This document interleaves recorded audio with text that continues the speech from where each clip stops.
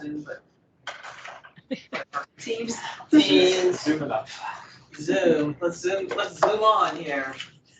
Okay, this is Catherine. I'm gonna get the meeting started here until Carmelita joins. So I'm gonna go ahead and call the meeting to order at 1:01.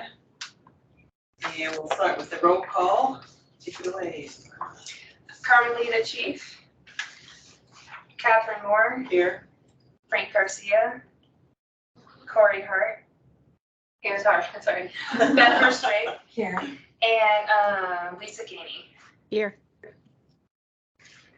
Oh, and Judy Begay.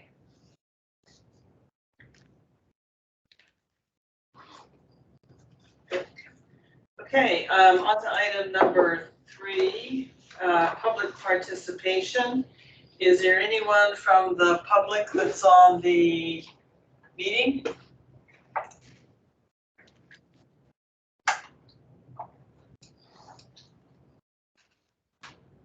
Okay, if not, we'll just move on past that one. Approval of the minutes from month May 2023. I'll give everybody a second to take a look if you need to.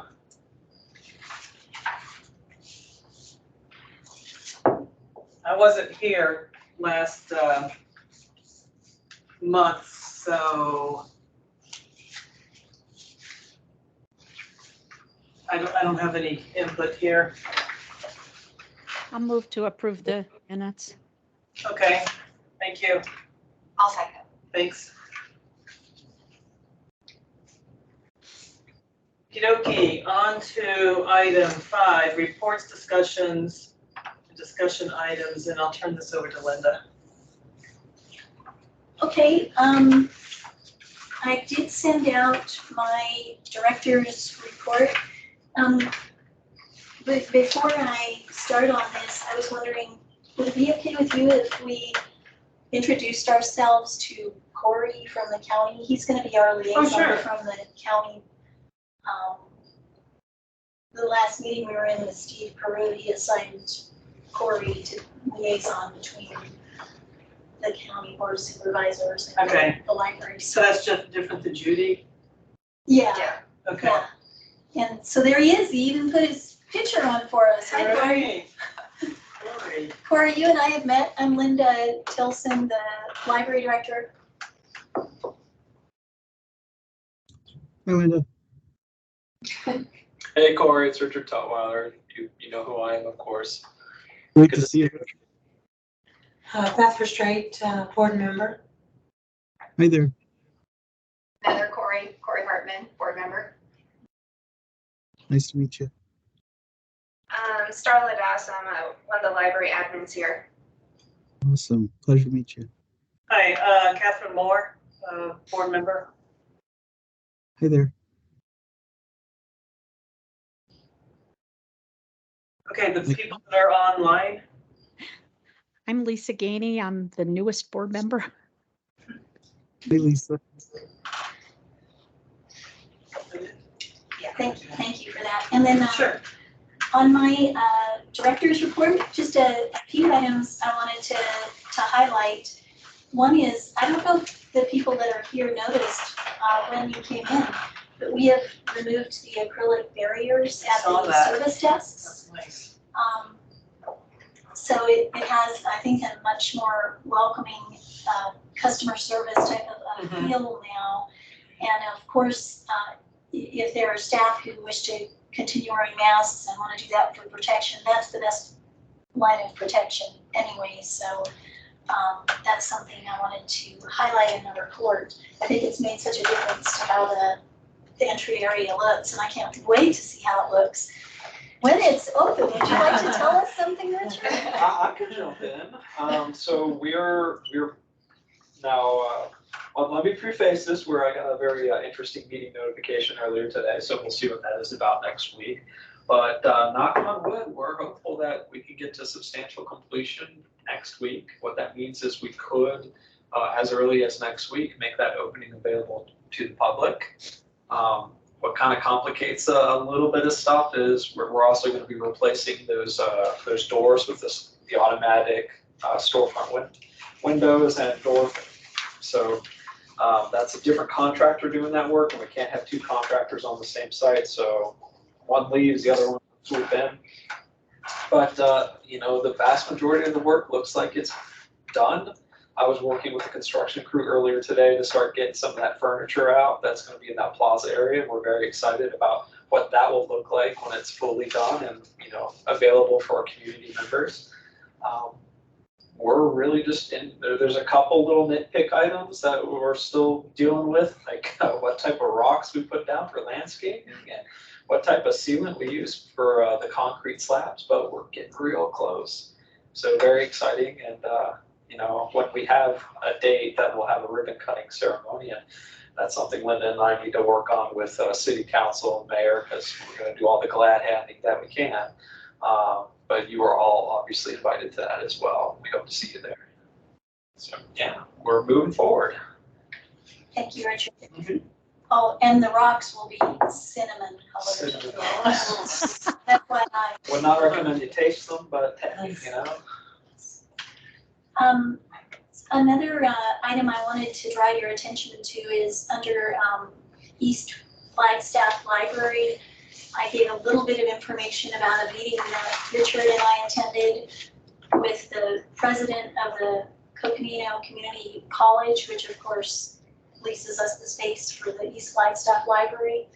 And they have some big concerns about security and the incidents that have taken place outside of the building and in some cases inside the building. So Richard and I met with them, and we're going to try to work through that. The next thing that's going to happen is that we're going to have another meeting, and this one will include the chief of police so that we can try to problem solve some of the things that are taking place out in that parking lot and in some cases inside the building. So that's a big concern of the college right now. Because they're liable for something that happens. Yeah, so apparently they can be heavily fined and even possibly lose their accreditation Seriously. if something happens to students. So they're very concerned. Well, it's something that happens to students that they don't report.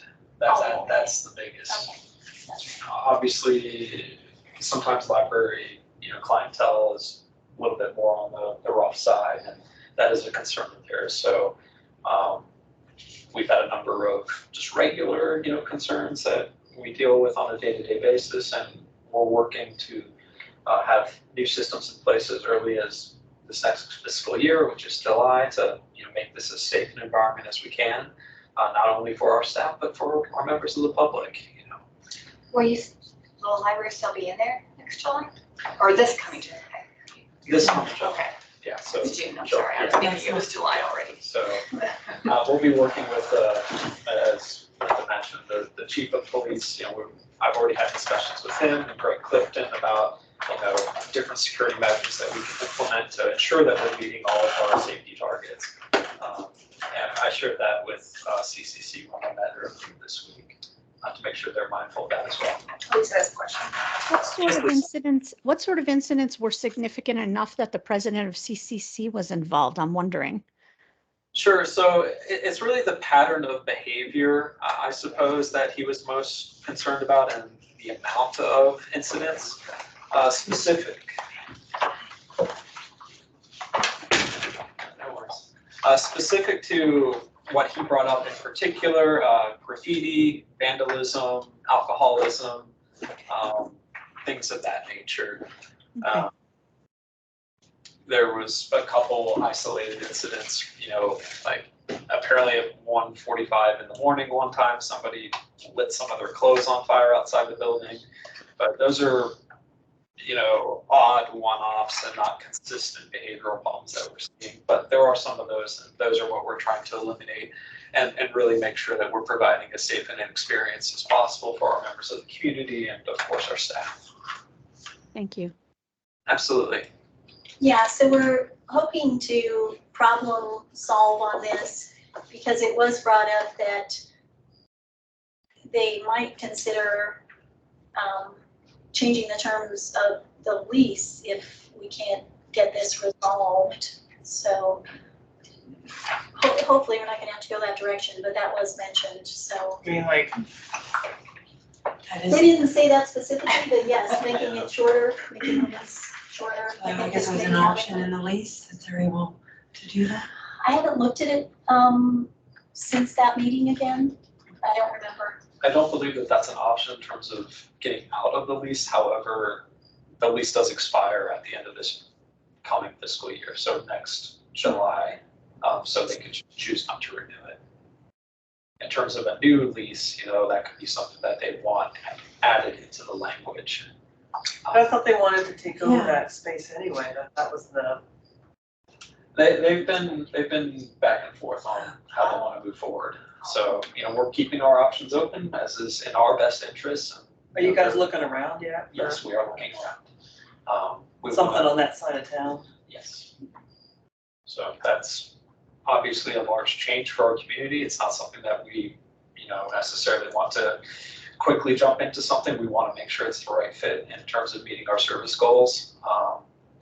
But, there's a lot of moving parts here, and we like our facility as it is currently. We meet a lot of our needs of that community, specifically the schools, the teens. They leverage that service a lot that we provide. But, it takes two to tango, and they have their best interests at heart. We have our best interests at heart, and we'll try to make something work. I didn't realize it was undecided still. I thought that's okay. Yeah, I think it's more, it is decided but not when.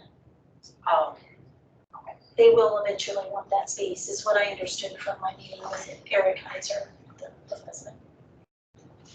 But I'm not sure when. So, and I think they'll work with us on that. They know that we're actively looking. We're looking for another location, something Richard's gonna be working on a lot. After the renovation. Just start from one Because we building. didn't want to relax too much after that. I thought you were off the hook, Richard. Nah, I had a nice 1 week period. So moving through my report, under county branches, I went along with Mark Caesar up to the Grand Canyon Library, which was my first trip up there, and so it was fun to get to see that. And we participated in the walkthrough that the contractors were doing of that space, because of course they need to shore up the foundation. And so once they begin that work, we're gonna have to relocate the library, but I did get a chance to go in and see the library, and they had, I'd say 3 or 4 contractors there doing the walkthrough. So hopefully they're gonna get some good bids. I talked to one of the parties, and they were actually a contractor that specializes in federal government projects at national parks. And they were out of Los Angeles. So apparently they are contractors that really specialize in working with national parks and federal projects. So hopefully one of those will be a good contractor for that project. Then under partnerships, we did have a meeting that Heidi Hansen, who is my boss, the director of economic vitality, put together. So we got together with the city manager, the county manager, the finance people. I forgot to mention that one of the legal counsel from the city was also there, and we started talking about the intergovernmental agreement. Corey, you participated in that as well. Kind of just talking about how's it working, not working, how long do we want to renew it?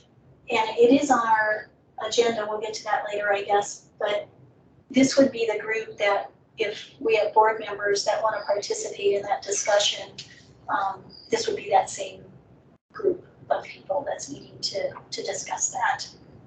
And the other thing we discussed was that the study that was done that talks about how the funding is allocated and how the whole structure is put together of this agreement was done almost 30 years ago. So pretty much everyone that was participating in the discussion agreed it's probably time for a new study. Things might have changed in 30 years. Also under partnerships, I had a nice meeting with Michael Pensa, the superintendent of the Flagstaff schools. And I talked a little with him about a project that the library district I came from had just done, which was having student IDs also serve as library cards at the public library. And so he and I discussed that. I don't know if that will work here with the Arizona laws and with his board and whatever rules they have to comply with. But if it's a possibility, that was a kind of amazing program, because I think kids who would never have otherwise had a library card got a library card and were able to use it. So we talked about that. We also, of course, talked about the East Flagstaff Library and how it's looking for a home, because I'm pretty much telling anyone who will listen. So he had some ideas about that as well. There may be some ways that we could partner with the school, but nothing specific yet on that.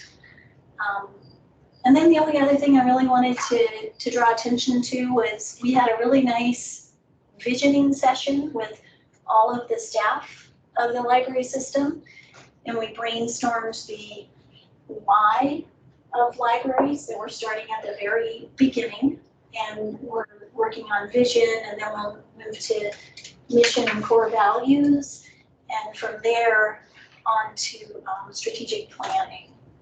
But this was a real nice first session, lots of interesting insights from staff and ideas, and we kicked it off. We're getting going on that as probably a fairly long project. So those are the main things I wanted to draw attention to. And then, before I forget, I forgot last time.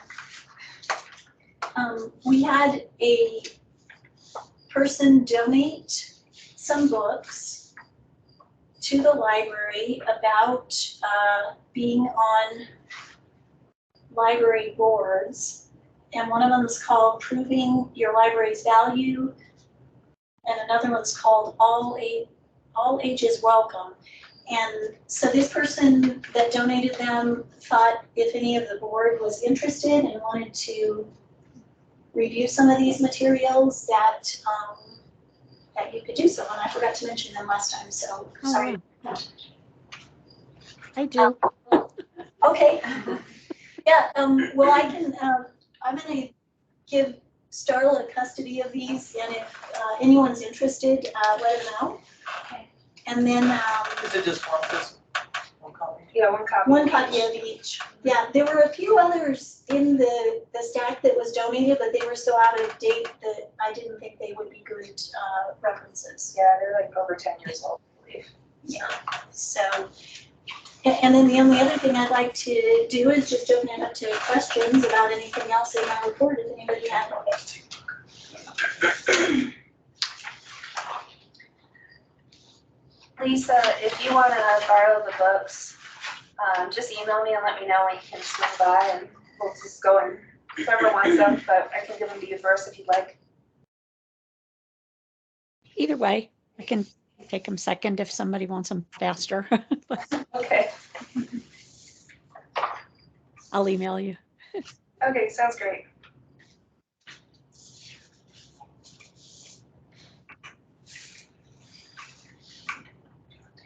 Sure.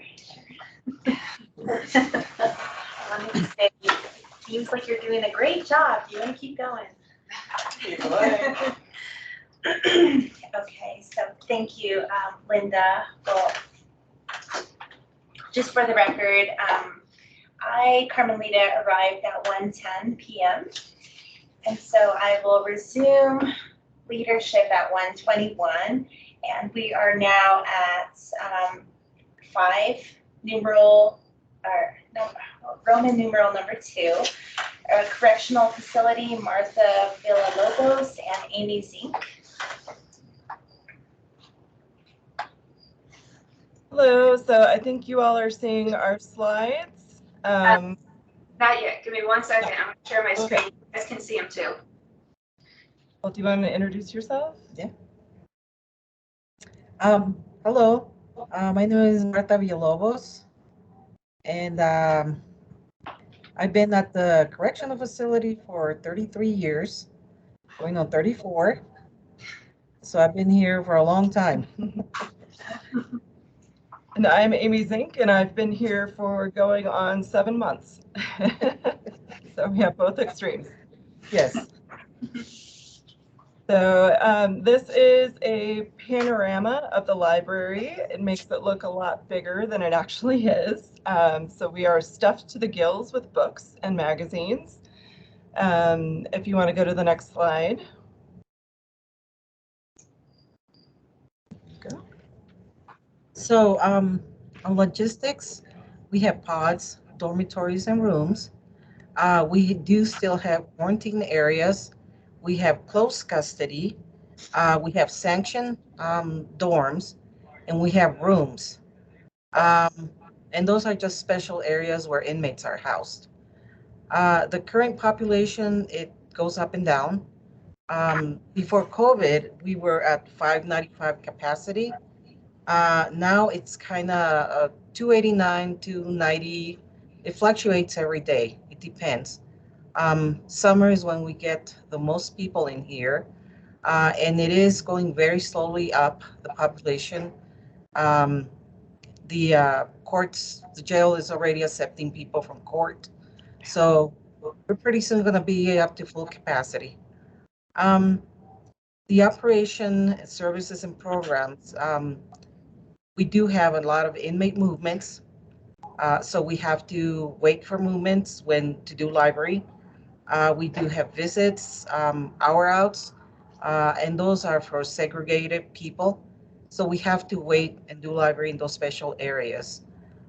We do have medical, laundry, meals, and all those we have to wait until all these are done, and then we can do library. We have to work around all these other programs. We do have programs in the jail for inmates. That we have Exodus, AA meetings, Bible study, a religious library. So they do get a lot of programs, and the programs they just started actually not too long ago. Before it was just library only, so we had to provide a lot of the self-help materials in here. So you can go to the next slide, please. Swoop in here. So within the jail library, what you're seeing there is a picture of the magazines, which you couldn't see in the first picture. We only have paperback books. Don't want any arts and crafts causing problems with the hardback books. Some of the popular authors I thought you all might be interested to know, Stephen King, James Patterson, Tony Hillerman. The Star Wars books are really popular. Also self-help and biographies.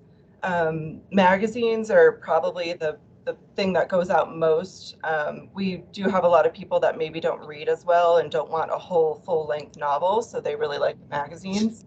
And again, automobiles, Western themes, science, art, fashion, and wildlife are pretty popular.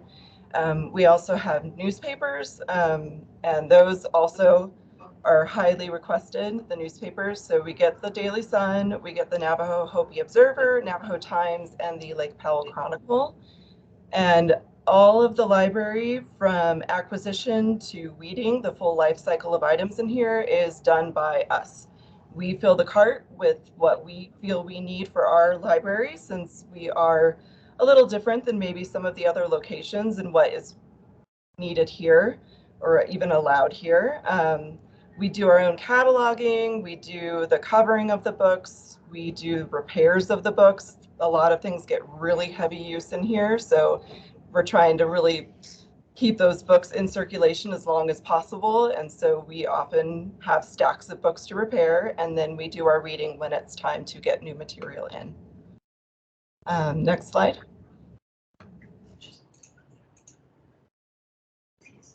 So how we do library service is a little different. All of the services in the jail go to the inmates. They don't come out unless it's for programs in the program room. Everything goes to them. Their meals, everything comes to the door where they are staying. So it's the same for us. So what you're seeing there, I know the photo's a little busy, but this is our library cart. And the crates up on top, we have little baskets for each dorm that are in each pod, and we'll fill those with requests. So every morning we go get our requests and we fill those to the best of our ability, and then we place those in the baskets, and then we go out to do library, and we sit there with our flashlight, and the inmates will line up. The officers will often tell us which dorm to start in if there's something going on, and they say start in this dorm instead of one or whichever. And so we stand there with our flashlight, and they come up and look through the little trap in the door and can pick out what they want.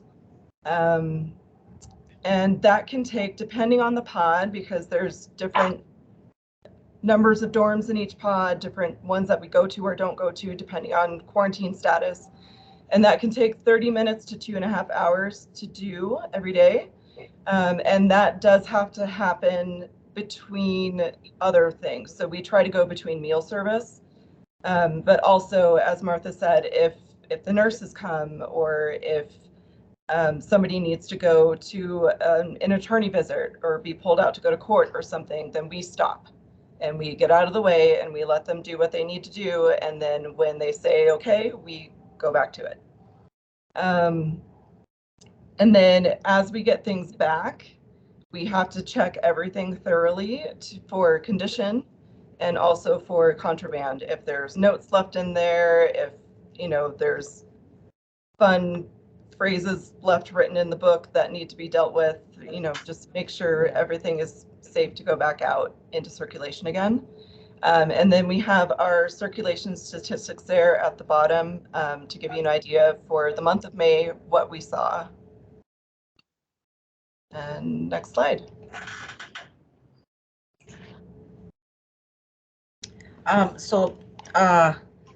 For COVID, inmates are still being quarantined. We're still getting, as of last month, we did had one inmate with COVID positive, but inmates still get quarantined. They get moved depending on when they come in, they get put in the quarantine anyways for 5 weeks, not 5 weeks, 5 days, and then they get moved to a regular dorm. Sometimes we have a shortage of staff and also inmate the work in here. With staff, if they do get positive for COVID, if they do turn out to be positive, then we have a shortage of staff. And with working inmates also. Sometimes we have absolutely no working inmates at all, and they work the laundry, the kitchen. We do have one working inmate assigned to us, so sometimes we end up with none because sometimes they put in quarantine. Also, the operation in the pods, if an officer is not on the floor, we're not allowed to continue with library. It's our safety that we have to think of first. Also, with programs, if the inmates are in programs, we have to go back and do library to that certain dorm later once they're done with their program, because they're not in the pod. They pull them out to do the programs. We do get, once in a while, we get big, huge dorm shakedowns. And these are big, huge laundry bins with anywhere mixed religious books with library books, and we have to go through all of them and separate everything, and that's it takes us a little bit, but we get it done.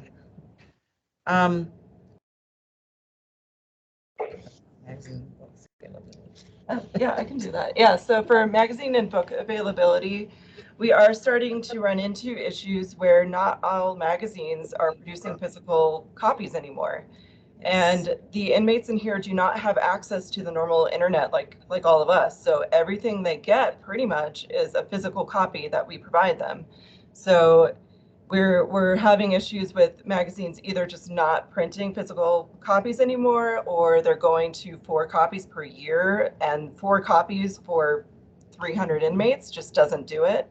Also, again, because the really popular books in here might be older books, harder to find.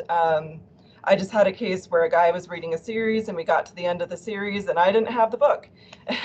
Luckily, I just found it in the donations at the library, so we'll be able to get to that to him and I won't have to order it. But sometimes that's just the way it goes, is we have to see if we can find it, and we can't always find it on the Baker and Taylor site to replace a book that's gone missing when it's an older book.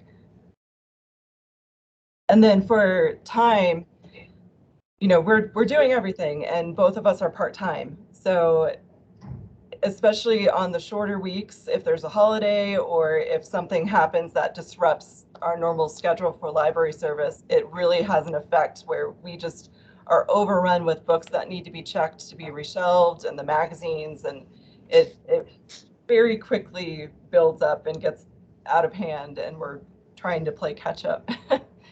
So time is always a challenge. And I guess that's it for us. If you have any questions.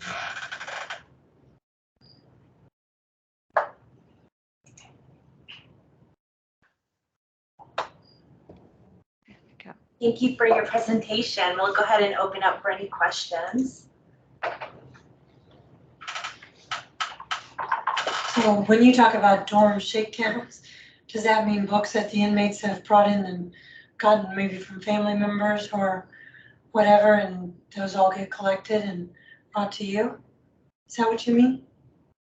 It's all of the library materials, religious library materials, but also personal materials will be mixed up in that. So we have to separate everything out and hold those personal materials aside, if somebody comes looking for them, so they can be returned to the inmate, because we won't always know. They'll usually have a little approval written inside the book or magazine, but they won't always say the name of the inmate to know how to get it back to them.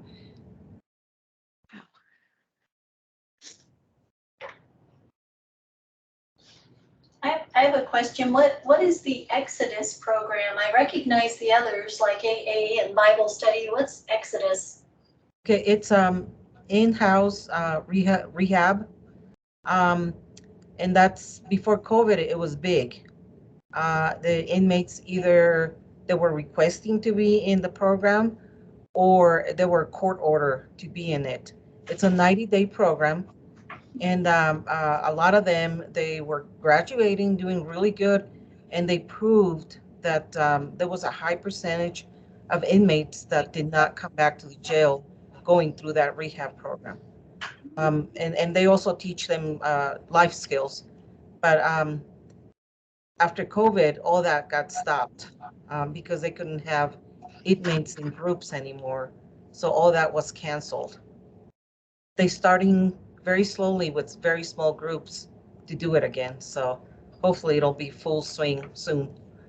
And we provide a lot of the self-help and the books that they use in the classes. So we're happy about that.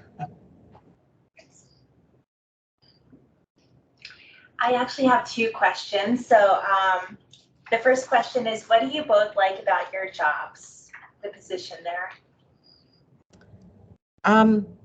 Well, I love giving the service that I give. I love it whenever an inmate tells me, thank you. This is the only way I'm sane in this place. They do have a TV that the big dorms, everybody gets to watch the same thing. A lot of the older inmates, they don't get to pick what they want, so they have a book of their own. So that's more of a personal item that they have instead of sitting there and watching TV. So a lot of them, they do appreciate the books. And like Amy has said, a lot of the inmates, they have a very low reading level. So they prefer to look at magazines or read short articles in magazines. So they do. We get a lot of thank you from this service. They really like the library. So that's one of the reasons why library, when we came back after the library opened, the library was the only one the lieutenant approved to have it back on full swing in the jail because it was needed. So. And mine is pretty much the same. When we go and open the trap for a dorm and call out library, you see the guys, they all just start shouting out library and everybody jumps up to go get their returns. They're really excited. It's kind of funny, but it's also kind of sad that, that's all they really have to look forward to in a lot of cases. But it's really nice to know that we're able to provide that for them. Also, if they're trying to find, the next book in a series that they're wanting to read and we have it and they get really excited when they can get it. Yeah, it's really nice to see that. There was even one dorm for a while I was nicknaming the book club. Yeah. Because they would get a series and they would just hoard it and wouldn't give it back because, oh, well, now this guy's reading it and now this guy's reading it. And it was like, guys, we have other people that want to read these books. So it makes me feel like I'm really serving my community and being able to, give these people resources that they want and need in some cases. Yeah, that's awesome. Thank you both for what you do and offer to the inmates there. My second question really revolves around, one of you made a comment about donations. How do you handle that? Like, how do you handle incoming donations? Donations, we go through them at the public library. Okay. We used to get donations at the jail, but that got stopped because people were just dumping a bunch of trash. And we had to, the officers will bring the boxes in the library, and we will have 10, 15 boxes of books that it was mainly trash. So we had to haul them out to the dumpster outside, and it was a pain. So that got stopped here. So any donations that people want to do, we tell them, go take them to the library and tell them this is for the jail library, and we'll go through them over there and we'll get rid of whatever we don't want over there, or maybe the library wants to put it out on the book sale. But we do get a lot of donations from the inmates, their personal books. They say, I'm done with this book, I want to donate it to the library. So we get donations from the inmates too. So Okay, thank you. Any other questions from the board members or staff? Catherine? Great question. How do the inmates know what books you have in the library if they don't go there? we just tell them to put so they have a request on paper that they have to put in, and we tell them, put in authors' titles that you like to read, and we'll look for them. If we don't have the authors or the titles that they want, we take them what we have that we think they're gonna like, and after that, they just start asking for either series. We tell them this is book one of a series, or we have these other ones. So that's the way they know kind of what we have. But we are working on cataloging the books. So in the future, they might be put out for the inmates. We don't know how yet, how it's not going to work, but we're waiting for a system to be able to show the inmates that. And also just we try to switch out the cart and really Yes. switch up what's on the cart. We can't do too much because they always want Patterson, they always want Kuntz. There are certain authors that we just have to have available to stop them from revolting from not getting their books that they want. But yeah, just trying to switch out what's on the cart and recommend something. They don't always know what they want. So if we just recommend them something different that maybe hasn't gone out as much, then word of mouth, other people start reading it. And that's the way we do it now.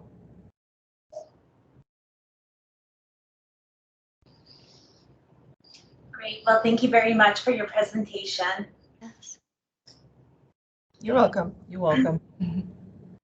Thank you again. All right, so we will move on to our third item under reports and discussion items, which is the city county IGA volunteers topic. Right, so we spoke about this a little bit at the last meeting, and we're just wanting to see if there was a board member or two that would be interested in this IGA discussion group. And I think there were a couple of people who were pondering it, but we didn't get any definite yeses at this point. So I just felt like it might be good to have some board perspective among that discussion group. How often are the meetings going to be? Do they have any idea yet? No, not really. Okay. We've had one and we have another one scheduled. That's what we know so far. Okay. Will there be an opportunity if I was to do this, will the meetings also be available virtually or is it only in person? I think virtually, definitely. I mean, Okay. the last one was all virtual. Okay. Just checking, just because, I mean, right now I'm quarantining because I have surgery in 8 days. And if I don't pass my COVID test Monday, they're going to cancel it. So that's why I'm not there. But other times if I'm out of town, I could still attend if it's virtual. I would do that. Wonderful. Yeah, we have one on board. Thank you, Lisa. Sure. Anyone here considering it possibly? Okay. Well, we can check in with Frank as well. I might be a maybe, so you can just list me as maybe. But thank you, Lisa. Do you feel like it's gonna be, it's really gonna be overhauled and not just, oh yeah, this looks good, because we sort of brought this up a couple of years ago, and it was just, we had one very small discussion at the meeting, and then the next time Jared just said, oh, we're just moving on. Yeah, I think the fact that we're going to hire a consultant to do another study is going to change things. That we're really pretty serious about looking at this and what's working and what isn't working, and really, I think it's going to be more than that this time. Mhm. How long do those studies typically take, or is there a? Well, the first thing we have to do is find a consultant. The consultant who did it isn't in business anymore. And we will want specifically a library consultant. And there are some good ones out there, but it's gonna take a while because we'll have to do a bid process and put out an RFP for a consultant and that sort of thing. So this isn't gonna happen overnight. Corey has a question. Yes. Corey? Linda, if I could provide a little bit of a sales pitch. You Okay. touched on this earlier, but I want everyone on this board to imagine that this is a legacy. So 31 years ago, Coconino County and the city of Flagstaff embarked on something that, for lack of better terms, is uncharted. We have a very unique library district and board representation that represents our entire county as a whole and is focused in the city of Flagstaff. So this is a very unique intergovernmental agreement that captures the power of a library district within the state of Arizona, but displaces that service into the hands of those doing the work. So the libraries really get to control the outcomes of the library district rather than only allowing a local governing body to make all decisions. So when we go into this new IGA or re-envisioning, imagine today all of you as library board members would have an input or a say in what you think the future of libraries throughout Coconino County should look like. So I know there may be a little interest, but just know that this is a very impactful opportunity. And right now we are looking at, Linda had mentioned, we have a renewal coming up very, very soon, and possibly having a 1 or a 2-year IGA in place so that we can allow a greater IGA to take its place. That's my pitch.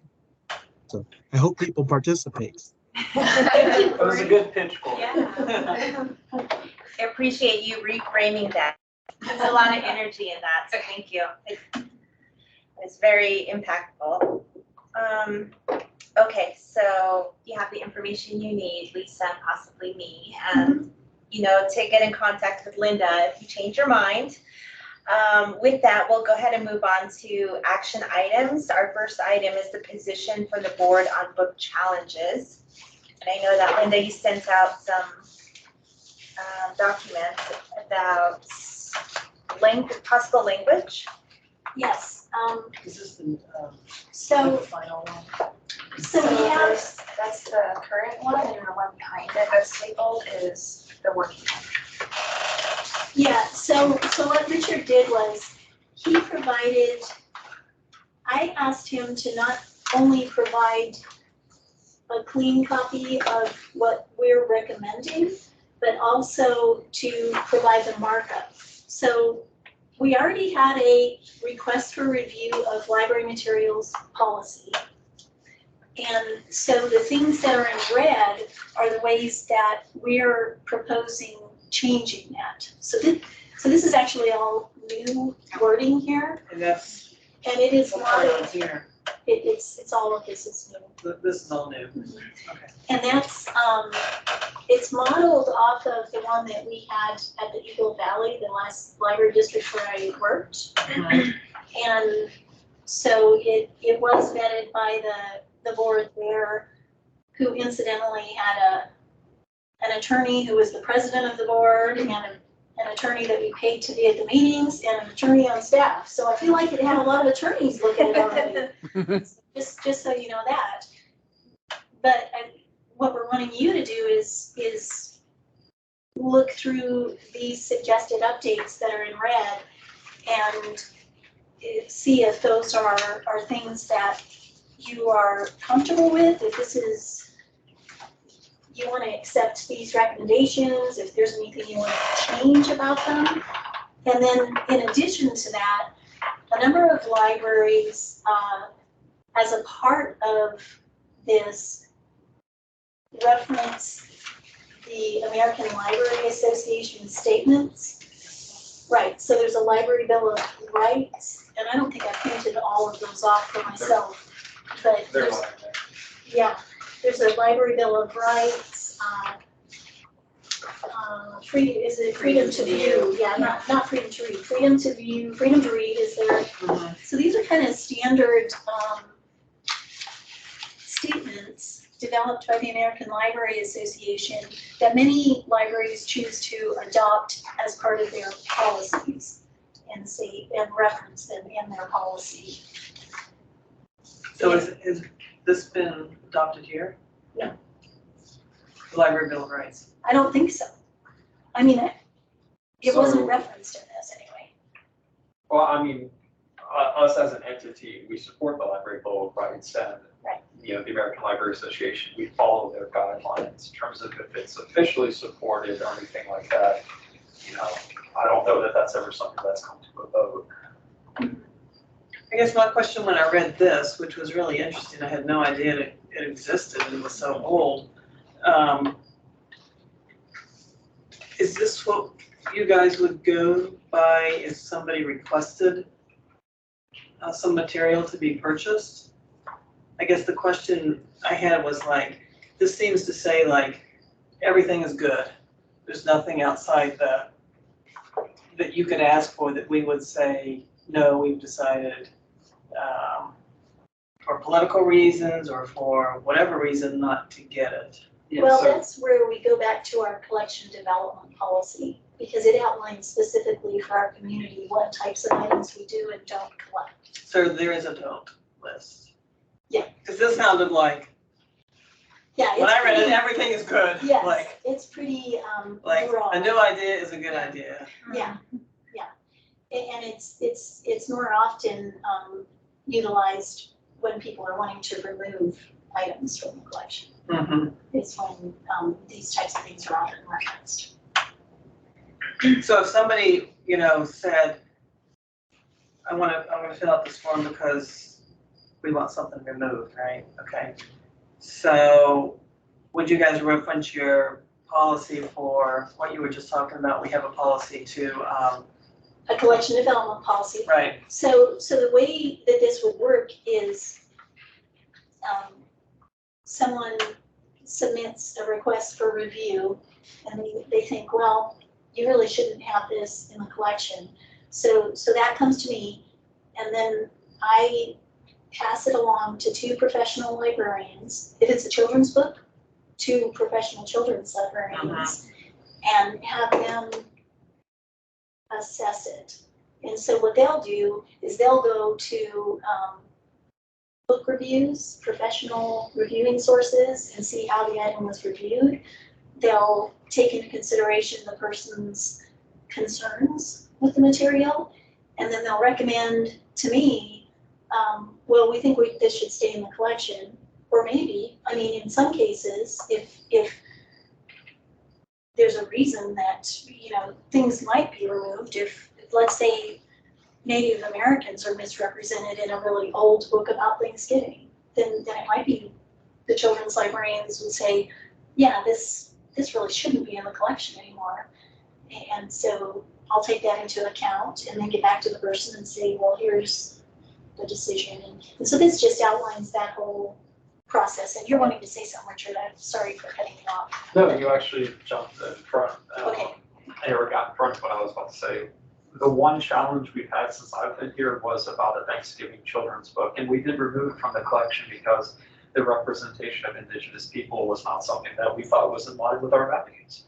So it's not that we're not receptive to being challenged. But the other thing I was going to suggest, and Starla, could you bring up our website and put up our collection development policy, because that will define our criteria for selection and deselection of library materials. Deselection means weeding out or removing, you know, the steps and guidelines that we have in place to make sure that, you know, the things that we have in our collection are both timely, accurate, and of public interest.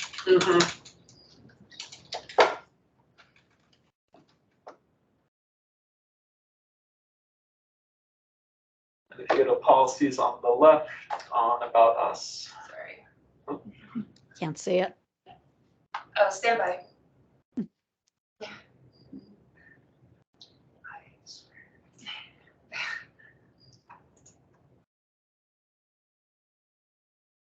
And collection development policy under building the library.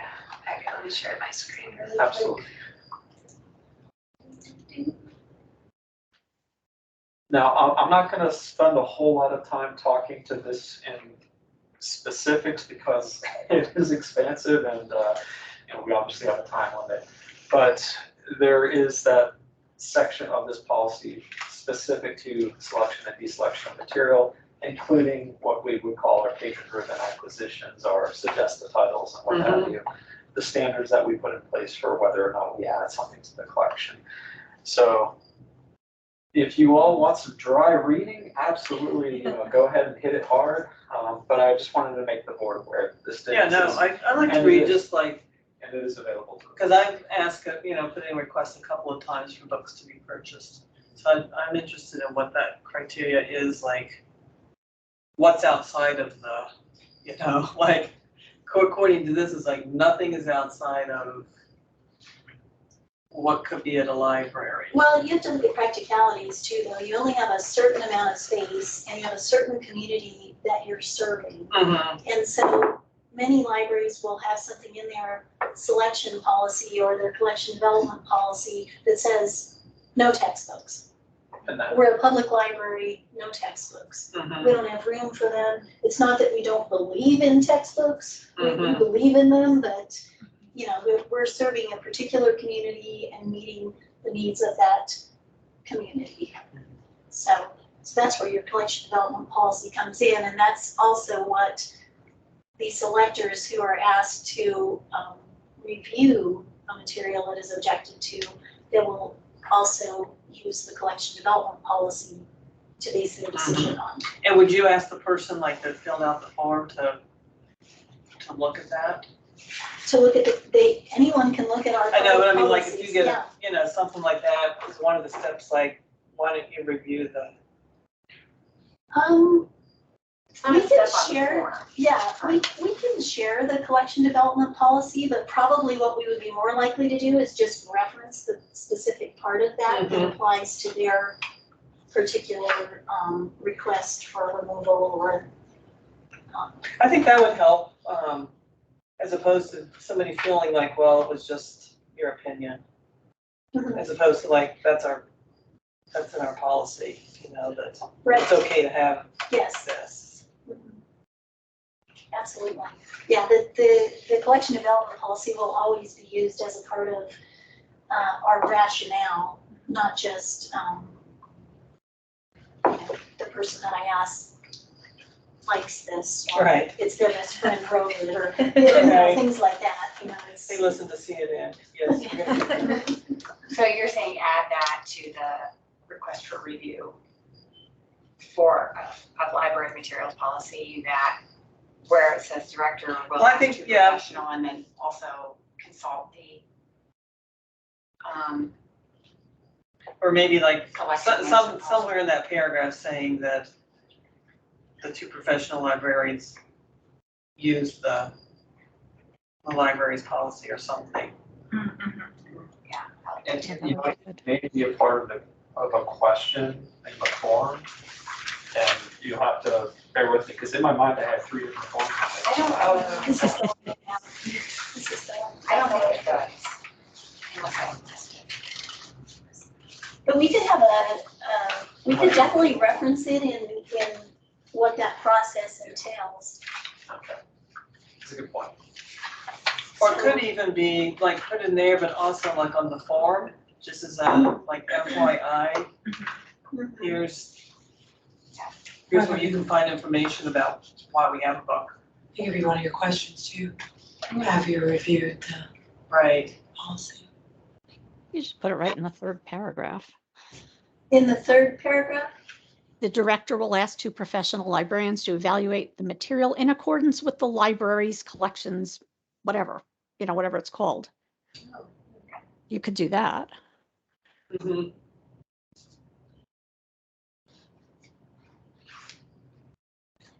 do we call it collection development policy? Yes. I don't think it's a good idea to add it to the form they have to fill out. So they know like, here's where you can read. You could do both. Where would you put that? Is there questions on here like? There should be a question, I believe it's, but why do you believe this material Yeah, should be removed? We could change it to, why do you think this material does not fit within the collection development policy and must be removed? Oh, that's good. With a little, and here's how you get to that. Write that down so that someone. can Yeah, make- with all that. They're like, yeah, no, that's okay, I'm good. Is everyone okay if I remove the shared screen right now? Yeah.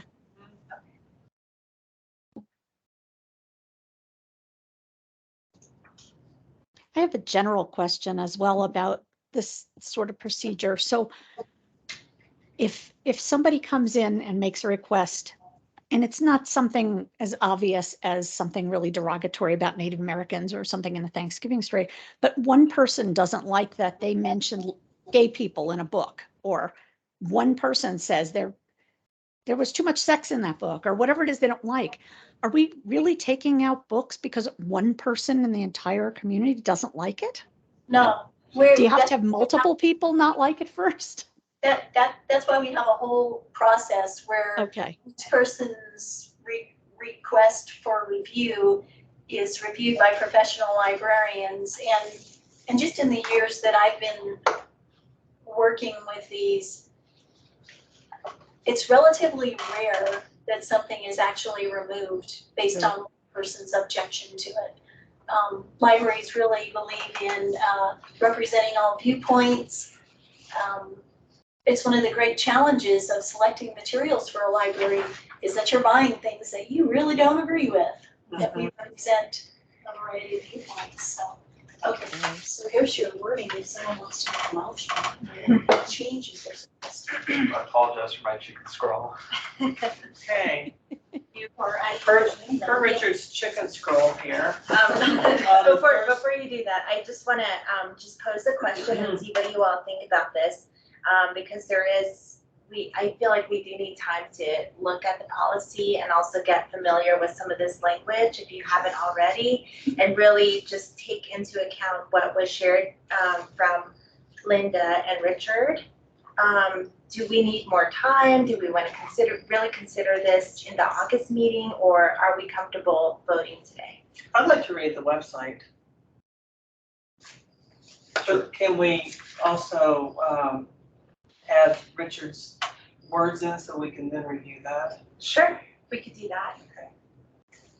So, want to read it? Yeah, if you want to do it in motion. Okay, so I move that we add Richard's comments to paragraph 3 on the first page here. So it will say, the director will ask 2 professional librarians to evaluate the material, and here's the new stuff, in accordance with the collection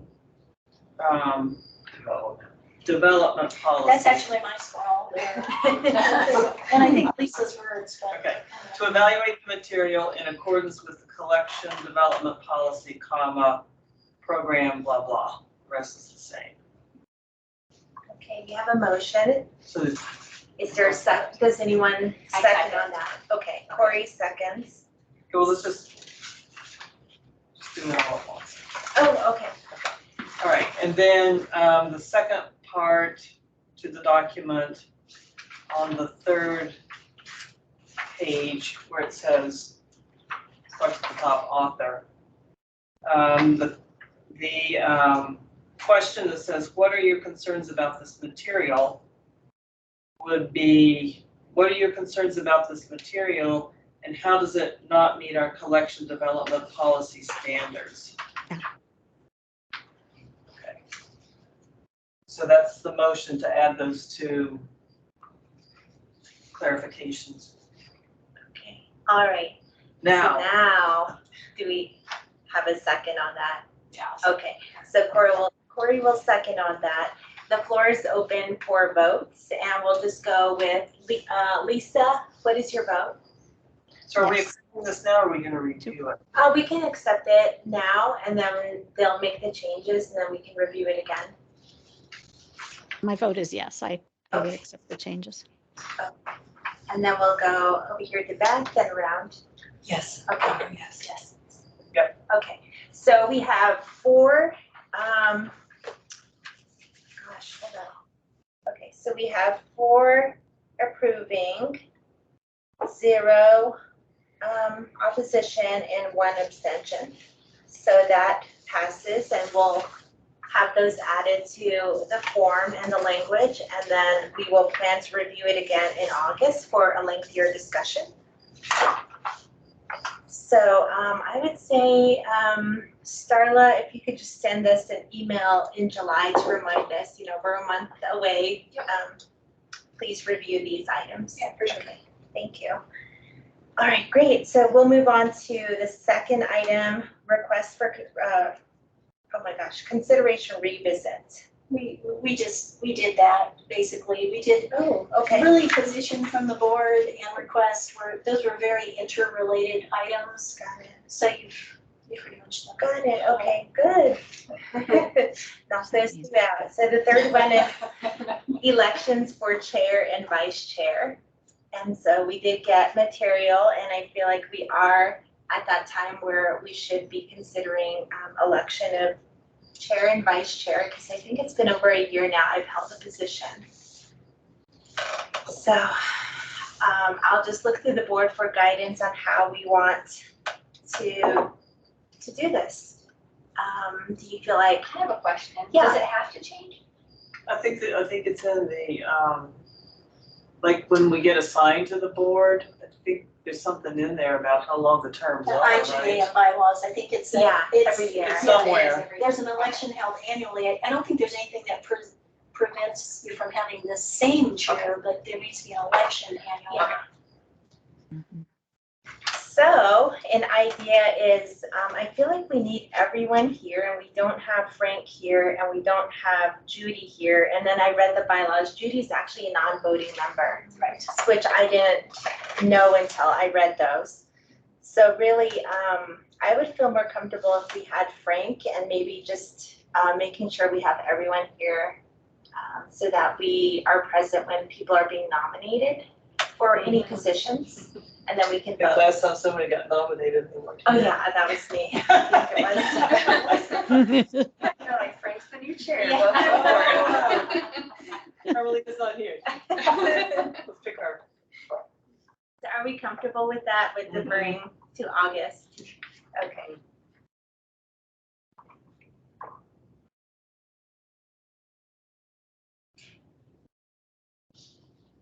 All right, so with that, we can move on to informational items from board members.